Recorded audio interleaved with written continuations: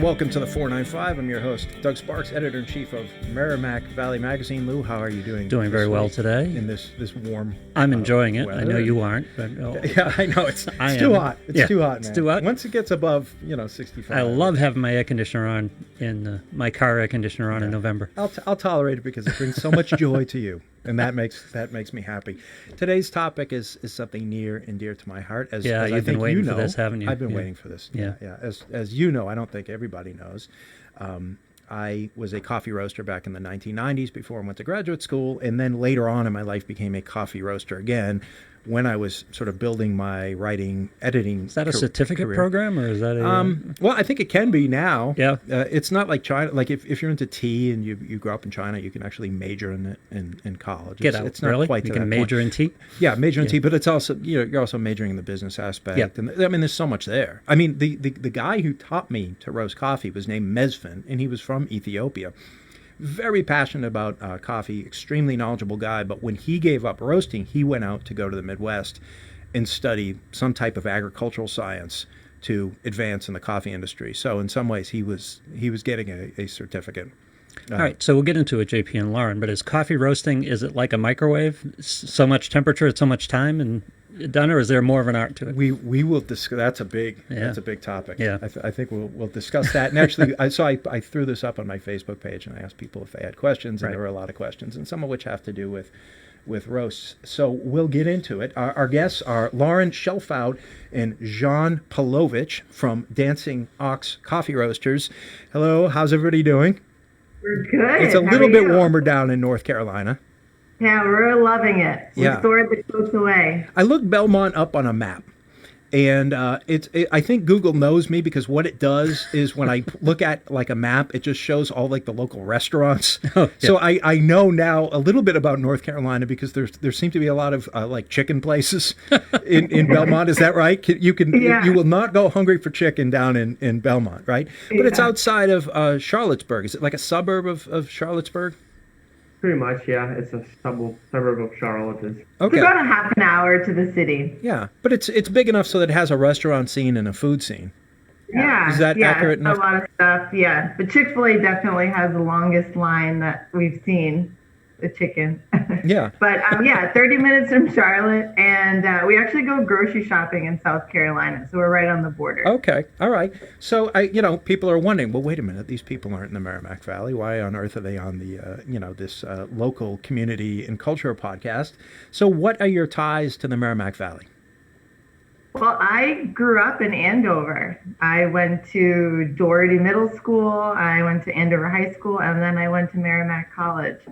And my ties are, I've done a Feast or Five. I made him do the Feast or Five. Okay, oh great. Well, that's coldest good. day of my life. Yeah. Actually, the year that we did that was the record-breaking coldest day I think they had. 9 degrees outside. Wow. Yeah, they had to cancel the kids' races and everything. So, Wow.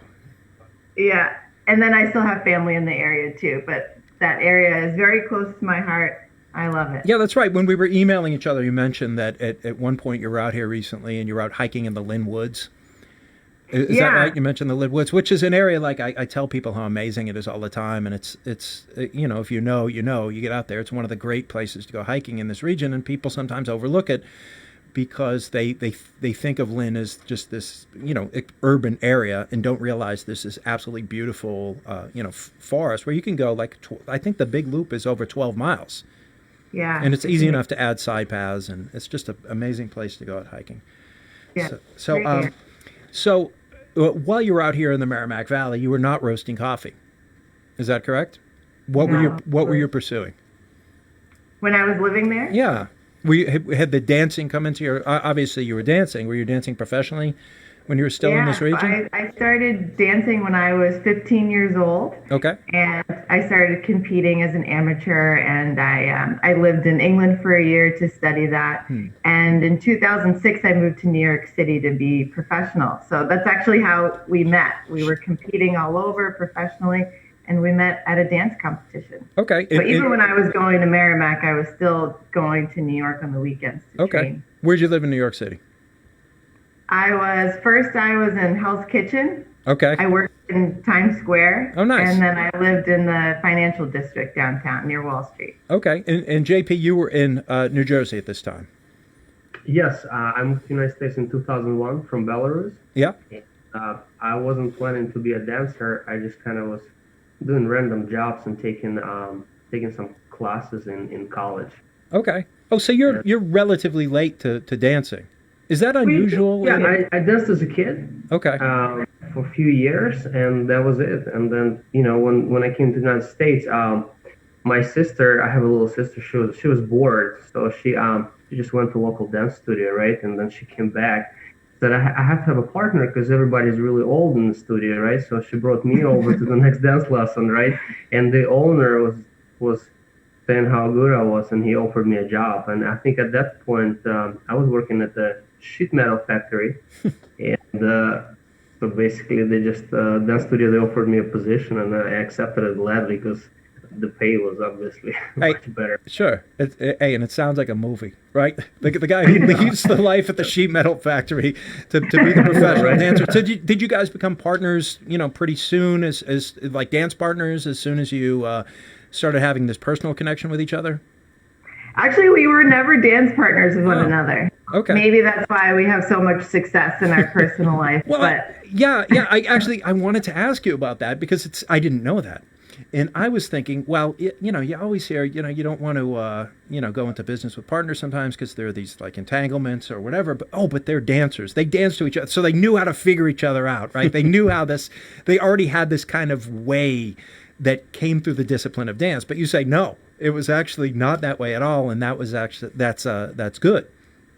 Yeah, I mean, even if you have a platonic relationship with your dance partner, it's still a marriage. You are with them for hours and hours and hours during the day, and then you're with them on the weekend. So it's hardcore. So I think we learned how to be with a partner for so long. So then when we had our personal relationship, I guess we used the tools that worked from our dance partnerships and brought it into this business together. So we've found a balance between personal and work that seems to be working for us.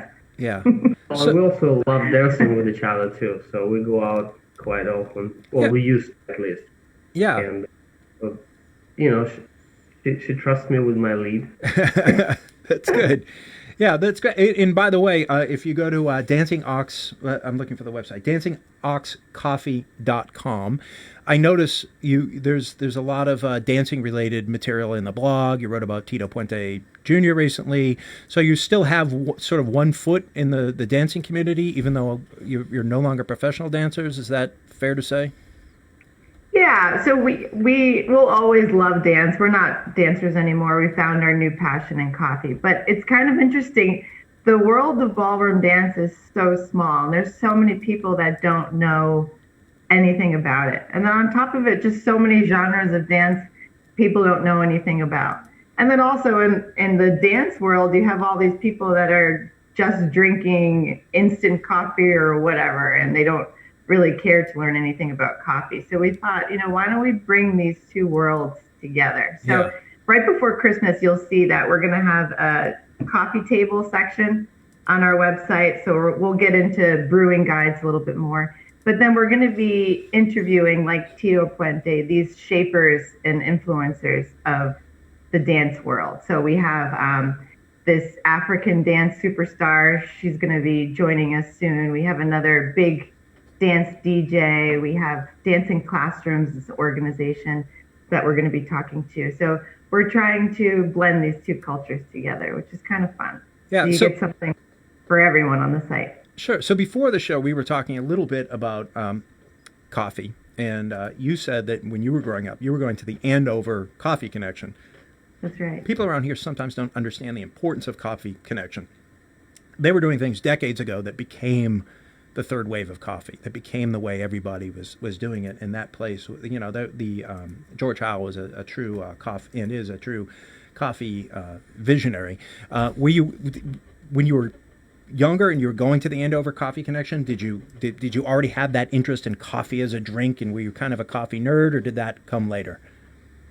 I mean, I loved coffee, definitely, but I was I was in middle school when I was going there. Oh. And, Doherty Middle School's right behind downtown Andover. So the kids would always go to Coffee Connection after school. It was kind of a hangout. Yeah. And of course, the Frappuccino, that's their big drink. Yeah. Right? That Starbucks kind of absorbed. But that was a drink that all the kids loved. So we loved that. Yeah, George Howe invented that drink. He invented the Frappuccino, and then Starbucks bought whatever the patent. I don't know the technical. Yeah, it's amazing. So when does the interest in coffee deepen?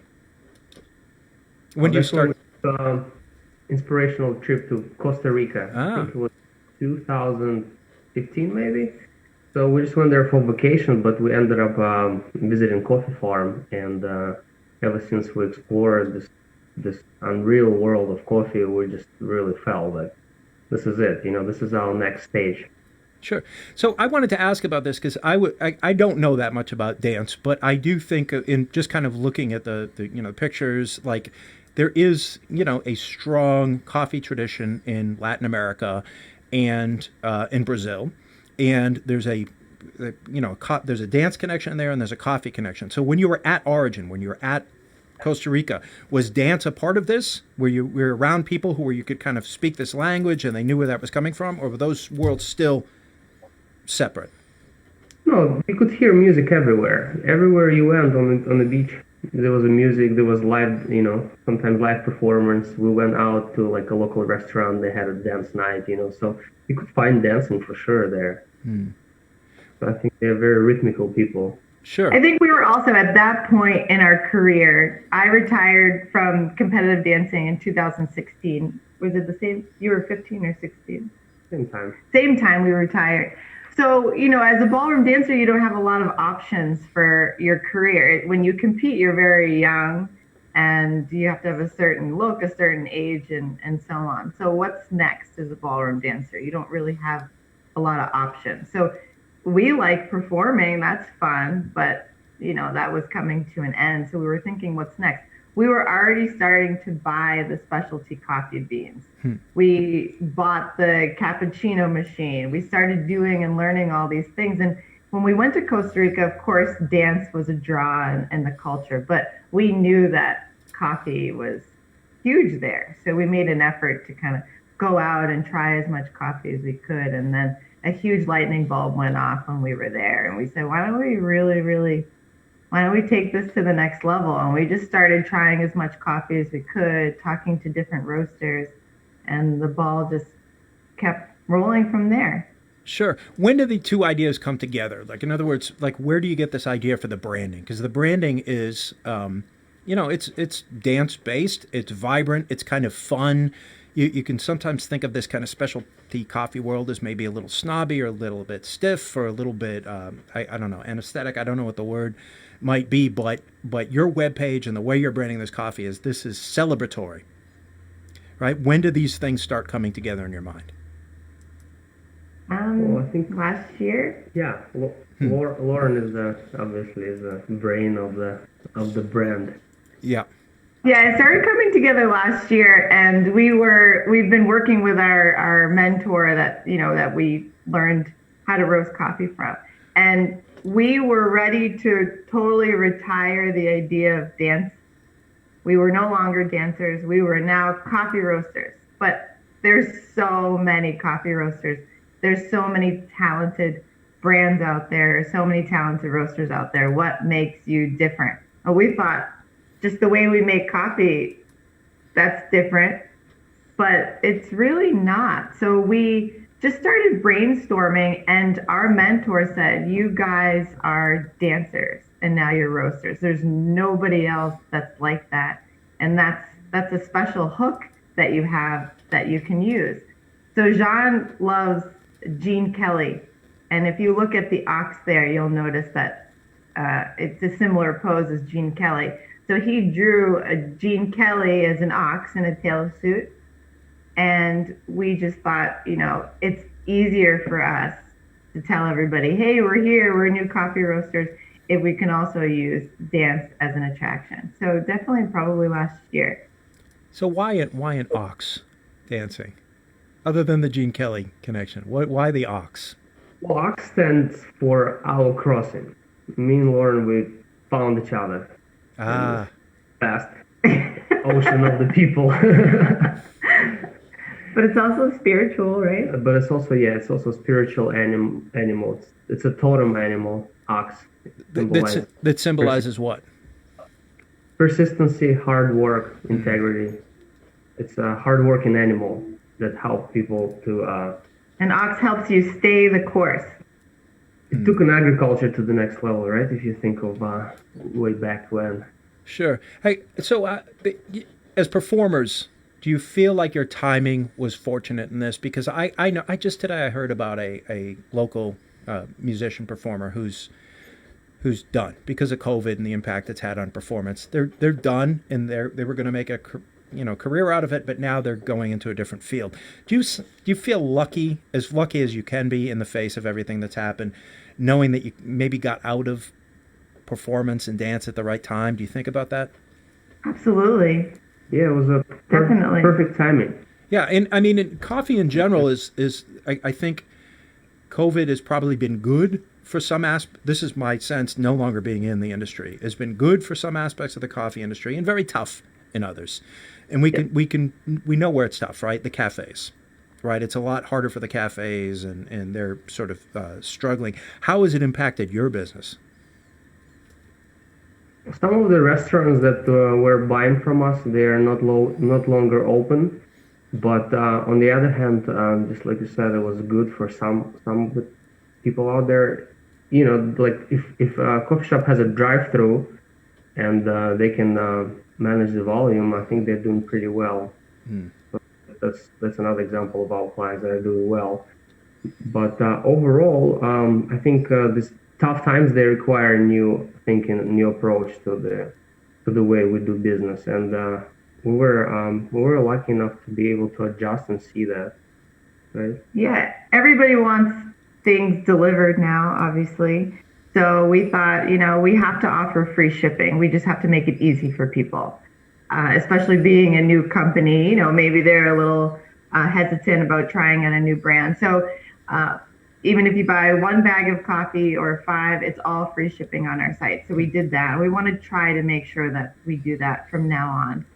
As far as wholesale clients, we were working with a lot of restaurants. So obviously with COVID, the restaurants, I mean, they were the first to go. A lot of these clients of ours, they had big brunches. So they were counting on the volume of people for their Sunday brunches. So then we shifted definitely to really focus a little bit more on coffee shops.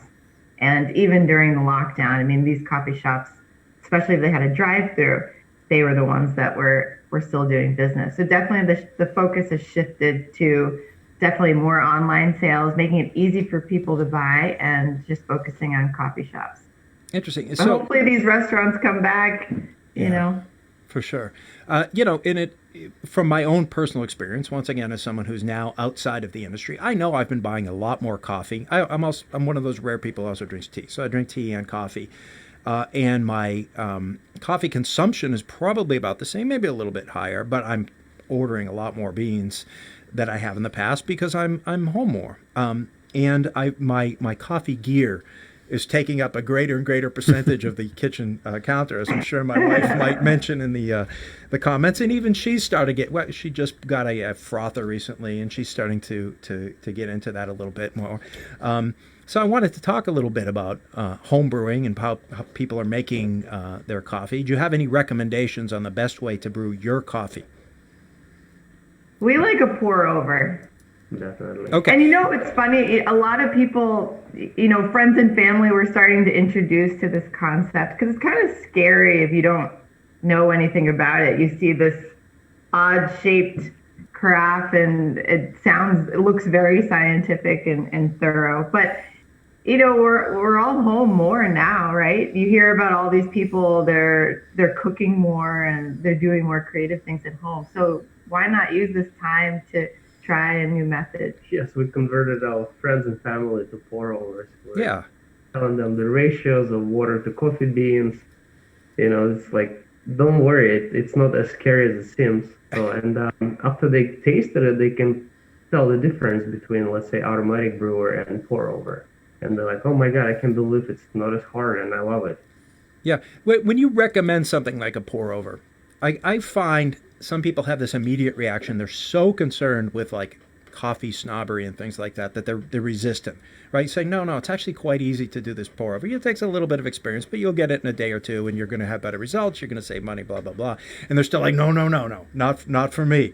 Like you have to be really concerned with presenting yourself as approachable to the people who are a little bit resistant to the gadgets and to the scales and the grind settings and all that kind of stuff that comes along with specialty coffee. Well, obviously we'd like to recommend brands that we like and we like to work with, but we want people to drink good coffee. And then the next level is brewing it an appropriate way. So if you're new to doing a pour over, all these brands and the certain gadgets and all that, that's not so important. So we just need the basic concepts.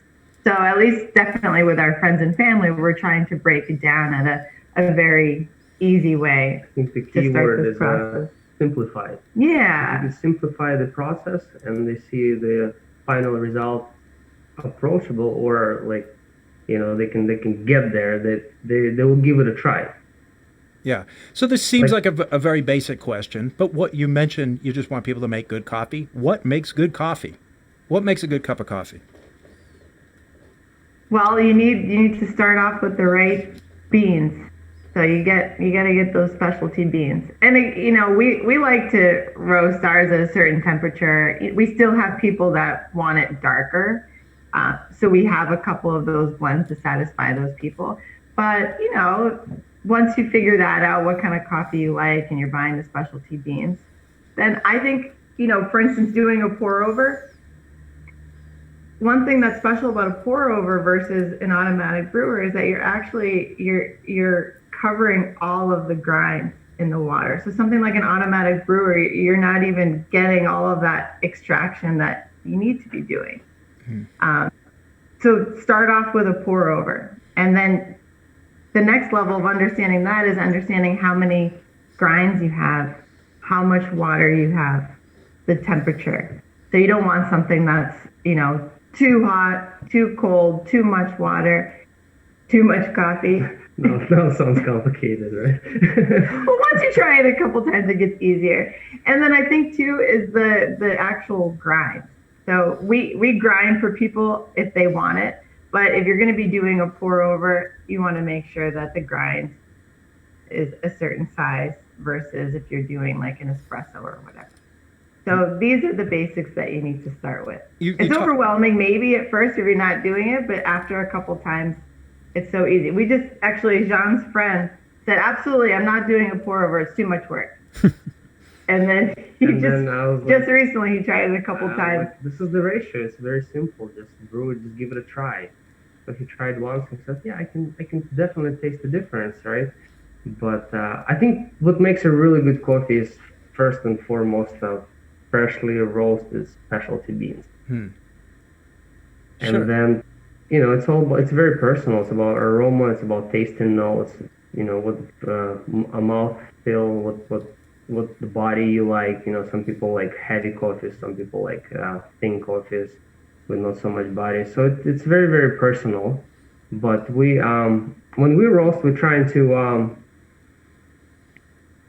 satisfy, avid coffee drinkers, and we also try not to do coffee too light to scare somebody who never really tried specialty coffee. For instance, like, my mom, she's my guinea pig, right? So I sent her lightly roasted Ethiopian coffee, and she never had it before, and she said, whoa, it's so sour, right? And what is this? Is it coffee or tea? So, knowing kind of that experience, right, I figured if we give bean a little bit more caramelization, you can still retain the tasting notes, the original tasting notes, but as an aftertaste.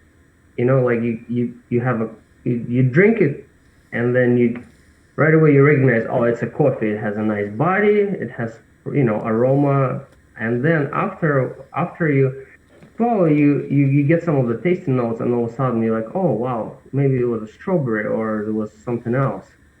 So that's kind of an approach that I take on the beans. Sure. What is the importance of origin in the locations where these coffees are grown? Because this is something that's I think is a little hard for people who are just coming into this, and maybe they're used to blends. Why would you get an Ethiopian versus a Costa Rican versus a Brazilian? What difference does it make? Well, Ethiopian is the coffee that grows at the higher altitudes than any other coffee, which makes the bean itself dense, and it's dense to the fact that it had a longer ripening time. So it takes longer for bean to develop, and therefore the flavors and everything that it has to offer is more complex than as opposed to Brazilian coffee that's grown at lower altitudes. And if you compare it to beans, the Brazilian coffee will be always bigger in size, which means it's really not as complex. So yeah, Ethiopian coffee definitely is very, very unique, and it's something that everyone should really try. Yeah, whether you like it or not, it's another question, but that's one of my favorites. Yeah, Lauren, do you have a particular favorite origin or location for your coffee beans, for your own personal tastes? Right now, actually, the Costa Rica and the Rwanda. Right now, that's what I'm loving. Why? If I could add,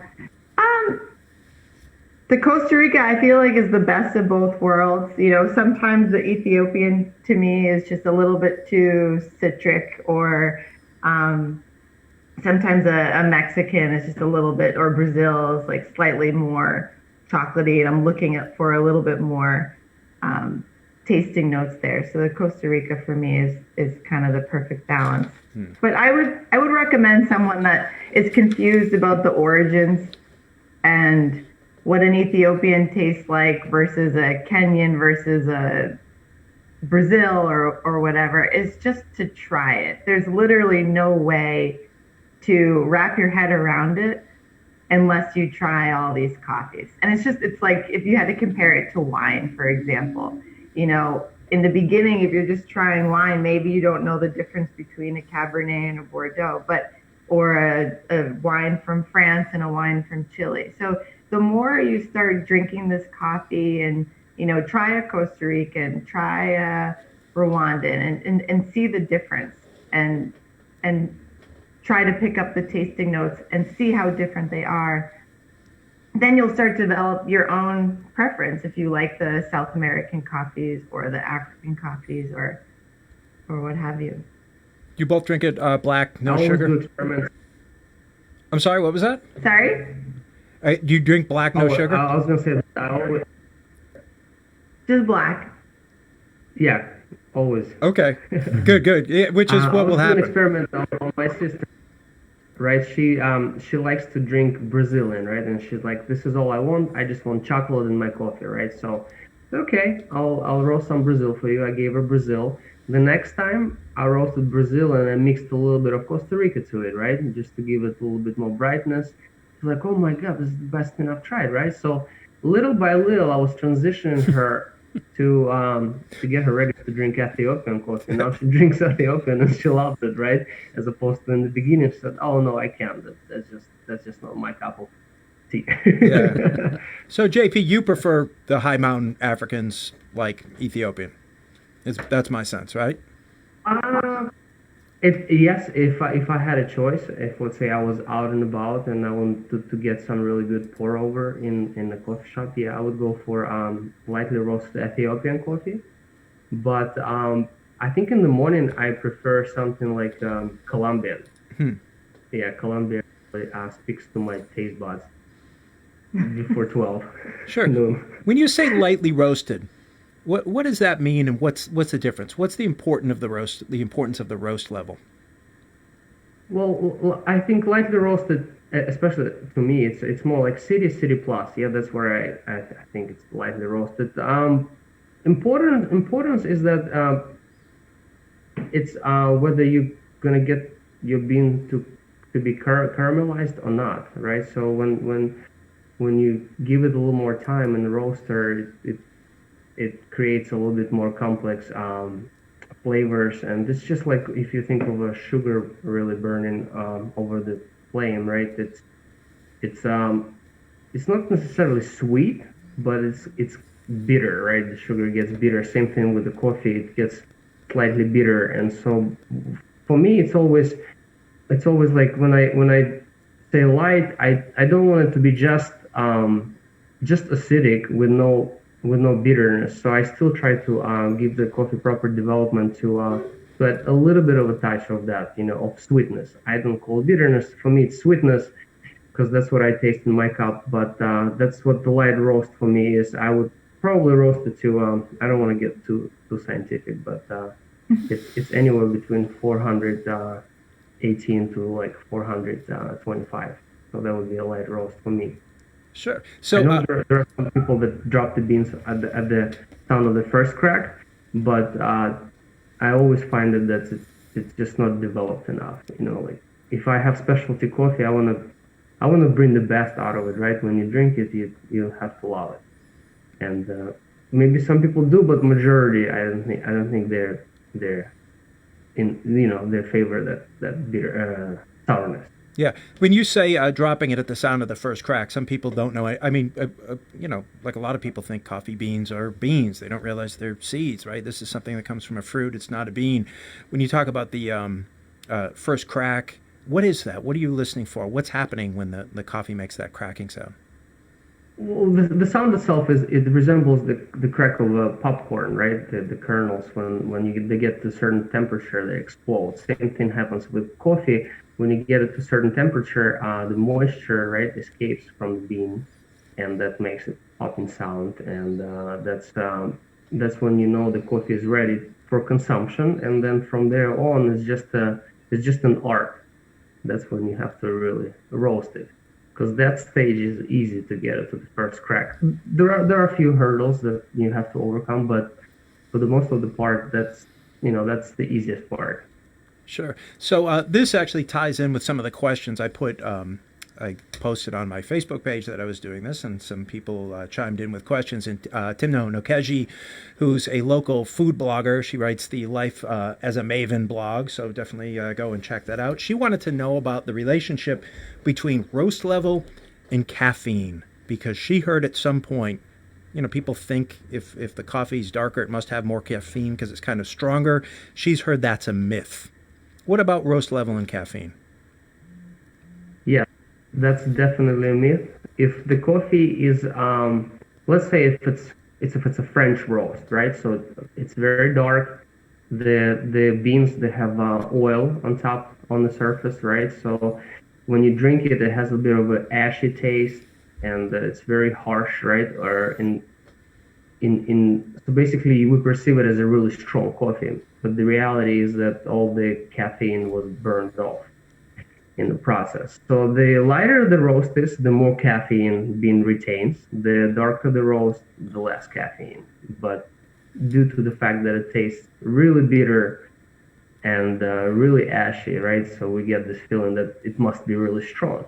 Well, it tastes strong. So I think from whenever this started that we associated this strong taste with a high level of caffeine. That's just stuck with us. But yeah, I mean, if you're looking for a wake up with that bitterness and the dark roast, I understand. But yes, it is a myth. Yeah, my mom, she has a low blood pressure, and she always I'm trying to drink the darkest coffee out there because that's the strongest, right? But then she says it doesn't do anything, it doesn't raise my blood pressure off, right? So we sent some lightly roasted coffee. It's like, whoo, that's a wake up right there. So Matt wrote, and he wanted to know if there are any tricks to brewing smooth cups of coffee. So apparently Matt is really concerned with the kind of the body and the silky mouthfeel. Would you still recommend doing a pour over for that, or are there some other brewing methods that would really emphasize mouthfeel and the texture and the body of the coffee? For mouthfeel, again, I would go with espresso, because then you can really, get a nice viscous cup of coffee, or shot glass of coffee. But I think French press would do it for him too. So then he wouldn't have to invest into espresso machine. I think French press would provide with that smoothness that he's looking for. Okay. Also AeroPress too. Yeah, and AeroPress is what I used. In fact, when Lauren first wrote to me, she mentioned there was a coffee business and there was a Merrimack Valley tie, and then we asked for samples because we've been approached by coffee places before, and we used to even have a national coffee magazine that was part of our brand called the Bean Magazine. And some of it just wasn't very good coffee, so we wanted to make sure before we started talking to you that you knew what you're doing. And I made your Ethiopian in my AeroPress and knew right away that this was good stuff. Really, really fantastic. And I think 5 minutes later, probably while I was still drinking it, shot you an email and wanted to see if you wanted to come on the show. That's great. And since then, I've tried some other coffees, but I love the Ethiopian and AeroPress. To me, as far as the ease of use, and once you get that dialed in, and AirPress is also a very inexpensive way to brew coffee. So if people aren't familiar with it, these AeroPress things, I don't know if you'd even call them machine, it's only $35. So it's a very inexpensive way to make excellent coffee and to coach out some of these flavor notes that you're talking about and get some magnificent results. Frank writes, and I think this actually might go back to your roots as you're learning to roast. Do you have any advice for home roasters? So people who are thinking about kind of roasting on their own, do you have any advice? Well, the advice would be to get some kind of equipment first, right? Yeah. Because you have to have a plan how you're gonna turn your beans over. Like very first time we roasted, we used the iron. Like a skillet. We used cast iron. Does that even count? No, it does count. And a cast iron pan. Cast iron pan, right? But then you're gonna have to cool your beans down, right? So that they will keep on roasting. So yeah, you have to figure out what is the equipment you want to use, right? And then it's just a trial and error, really. You have to get your hands and make sure you don't set your house on fire. Make it safe.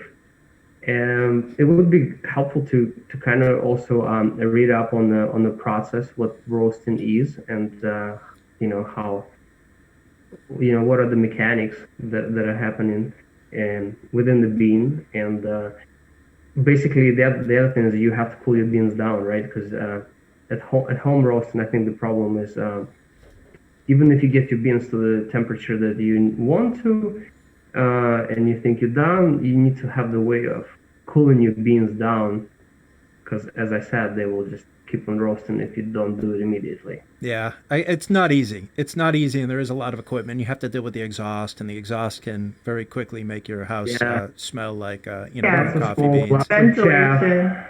Well, I say he should go for it, but safety is definitely major. Yeah. Ventilation, and just know what you're doing in terms of the exhaust and cooling the beans, and have the water extinguisher ready.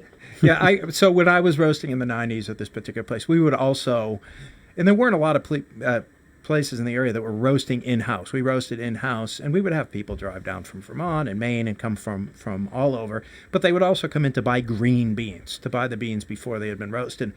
And they all seemed to have the same story, which had to do with they got into this and they started down this hobby, and then at a certain point, the spouse says, enough of this, you're stinking the place up and there's smoke everywhere and this is no longer pleasant, and then they have to move outside.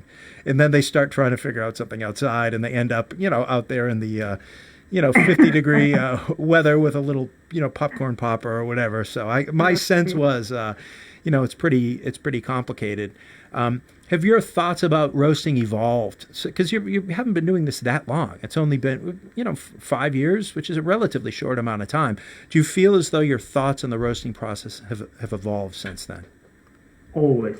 We always learning new methods. I'm always open to new information. Whenever I get a glimpse of something that can improve my technique, I'm always going to try it, put it through the test. And I think as a roaster, it's always important not to get stuck in certain ways. Of course, if your customers love the way your coffee tastes, then maybe you shouldn't change anything for that particular customer, right? Just keep it the same. But at the same time, you want to be able to roast, many different ways. And as many roasters out there, everybody's going to roast the beans slightly different. And if you get the same coffee to 10 different roasters, I'm pretty sure you're going to get 10 different tasting coffees. Doug, when we first started selling coffee, first of all, we only offered for our retail customers only whole beans, and all of our coffee was medium light. So you can imagine that we had a lot of people that, that wasn't for them. So we said, okay, we need to find the balance of making the coffee that we want to drink, but it also can satisfy a lot more people. Yeah, I mean, this is, this goes back to that snobbery issue. There was a time when in, what we call the third wave or boutique or independent coffee, people were diving in and wanting to produce these perfect results, and they were fighting against people putting sugar in the coffee and putting in milk, and but there was a big backlash to that because people just wanted what they enjoyed, and they didn't want to be told by some barista that it was somehow inappropriate to make the drink that they would find delicious. So there had to be some sort of balance. At the same time, you don't want to kind of say anything goes, because there are farmers out there who are investing themselves in producing this amazing bean, and people are storing it a certain way, and it's being taken at altitude up on top of high mountains, and then to over roast it so that you obliterate all those notes seems like a disgrace. It seems terrible to do that, right? So you want to educate people and kind of gently open up opportunities to explore and to taste new things without at the same time alienating people who just want to enjoy their morning coffee. Hey, before I turn this over to Lou, people are listening to this now and maybe they're getting a little bit thirsty and they want to order some beans. Do you have a particular bean that you recommend for people to order first time? Well, I think a lot of people, they like putting the sugar, right? And they like putting some kind of a creamer, milk in their coffee. And for that, we would always recommend, if that's your thing, we would always recommend medium dark roast. And we have a few of them on our website. One of them is one of our best sellers. It's called Milonga, and it's a blend of Brazil and Mexico. And we roast it a little darker, so it can withstand, sugar and cream in the cup and doesn't fall apart. And the other good it's a blend too, right? The Shag. The Shag. It's a Colombia and Brazil. It's also very delicious. If someone says your coffees and you are a little bit more experienced with single origins, try the Costa Rica. Also, our new Colombian. It's called Baleo. Oh yeah, delicious. Do the names of the blends, they all come from dance terms? Yes. They do. All right. Yeah, so Milonga is it's a style of Argentine tango.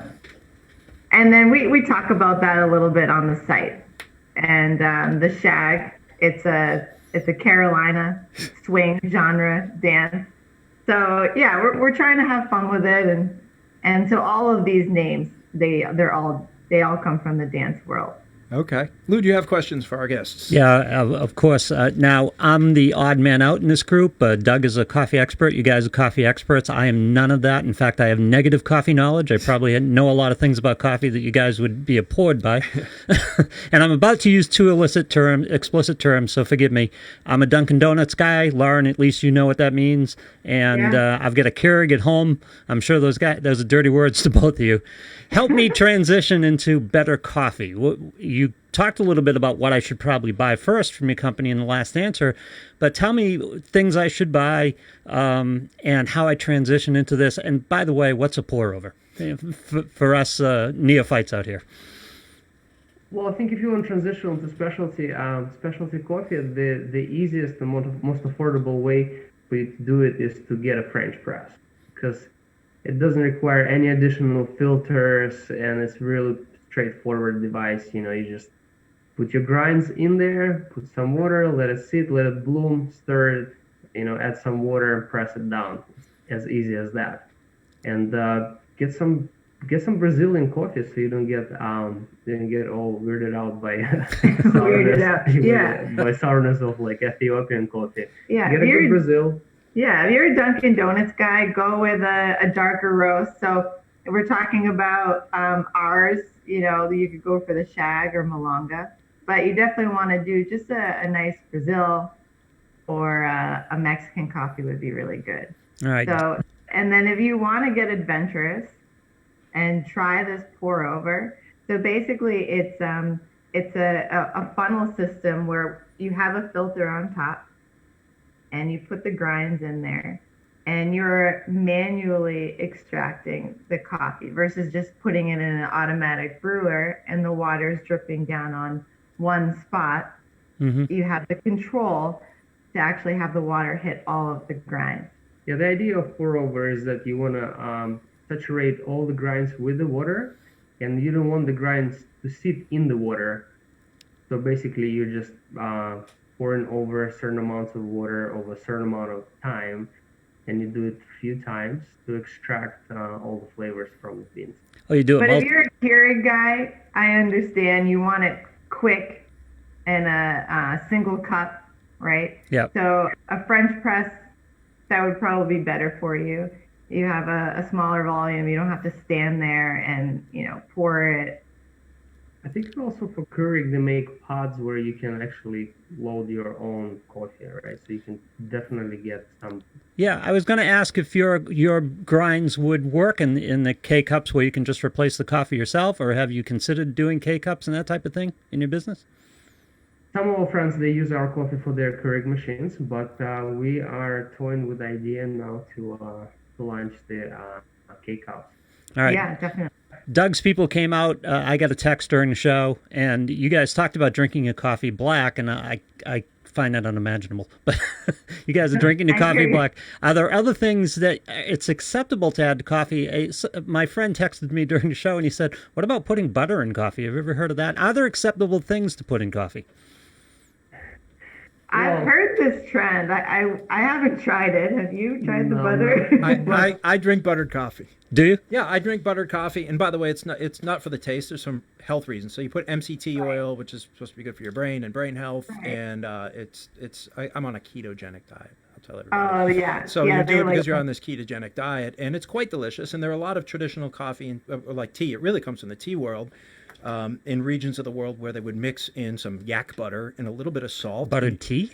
Buttered tea. And it would be in a region where you wouldn't be getting your kind of minerals. And so it adds nutrients. It adds vitamin K2 and it adds, B vitamins to your diet.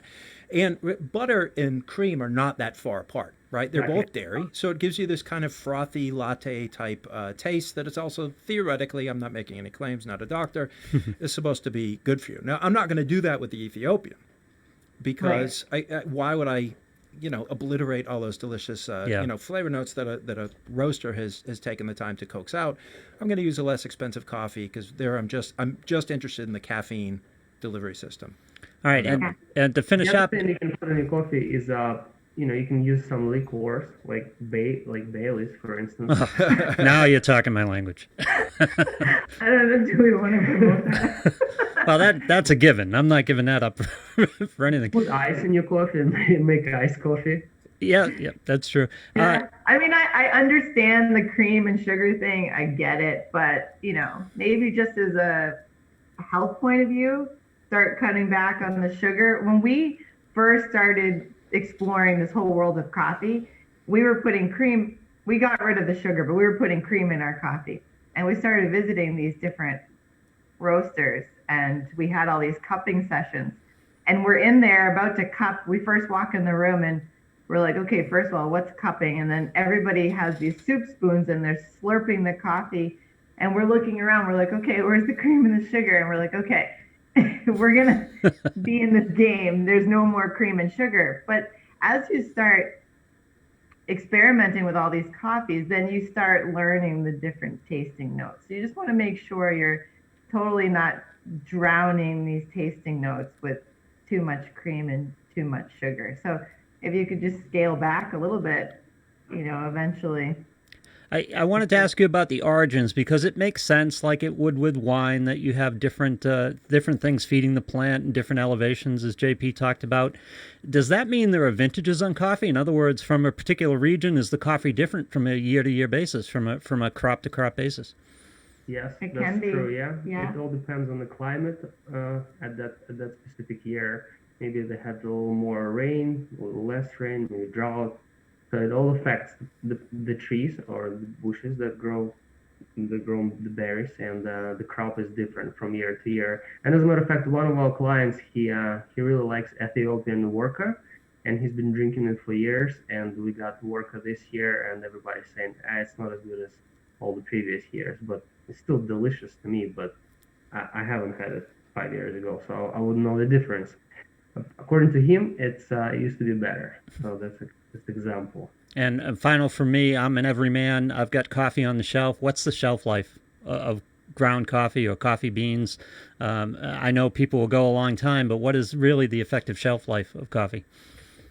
Well, obviously, the whole bean coffee would retain the aroma and the flavor longer than the ground coffee, but generally, it's anywhere between 3 to 6 months. 3 to 6 months. Yeah. Do you recommend particular storage methods? Sure. You want to just store your coffee in a dry, cool place in an airtight container. No refrigerations. I know it's also another myth that people like to store their coffee in the fridge. Once the coffee goes through the temperature change between the refrigerator and you take it out, then there's a condensation that's going to happen, and the moisture is going to kill all the flavor in the coffee eventually. So yeah, dry place on the shelf, airtight container will do. Yeah, so one, jumping on this a little bit, one point I wanted to make, which I think is central to this discussion, is this, why would you drink it black and why would you not put sugar in it? And it's the reason why we're talking to you right now is because you're independent roasters who are making something that's just a different level than what you might get at a chain. And by putting sugar and by putting milk, you're going to obliterate some of the notes that you guys are working so hard to coax out of those beans. They're going to disappear. The milk is going to mask those notes, and the sugar is going to mask. Coffee by itself, when it's roasted well, is naturally sweet. It has a natural sweetness to it. And you talk about, the origin, and even, when you ask this very interesting question about like coffee from different times, you're going to lose that. You're going to lose that sense of the earth, right, from Ethiopia, sense of the mountainside, right. The thing that where that coffee cherry becomes an expression of that land. That's going to go away with sugar and with milk. And then, independent roasters who are spending all this time and trying to do this, their work is for naught then. So starting with a place like Dancing Ox, coffee roasters gives you an insight into, oh, wow, this coffee thing, which comes from fruit, has a sweetness to it and a complexity and a delicacy, and it's like wine and it's like really complex. You get that when you get to an independent roaster, and you might not get that from your supermarket coffee. Yes, probably it's been there on the shelf for too long. And just doesn't really have a complexity of a specialty coffee. So if you really want to experience the sweetness in the cup, try to just give it a try, drinking it black. But please pay attention to how you extract it, because that plays a huge role too. Because even if the coffee is good, but the extracting method is not, then you can still mess up the cup. Right. Well, I hope everybody goes to dancingoxcoffee.com and checks out what you guys have to offer. This has been obviously, fascinating. I've been very excited to have you both on. So Lauren Shelfout and John Polovich have been my guests this week. Thank you both very much. Enjoy that North Carolina winter. And I wanted to mention before we cut out today, next week, our guest, we're going to go in a different direction, is going to be a philosopher. It's Carol Hay.